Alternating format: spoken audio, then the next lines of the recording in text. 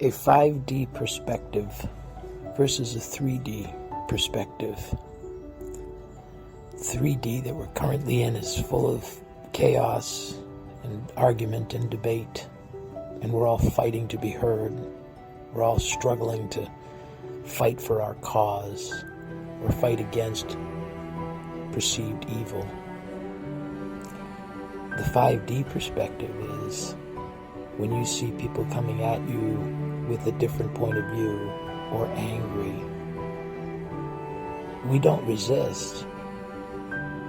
We recognize that that person who's coming at you is also a part of you, wanting to be heard.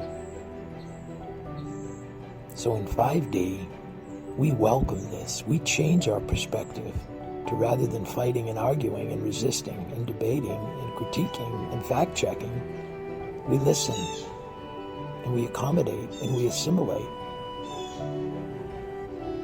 And as we listen to all points of view, and we do this as a collective, we get massive clarity and we get there fast.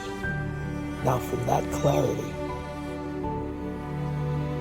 we move in a new direction towards making an awesome world, working together as one unified consciousness.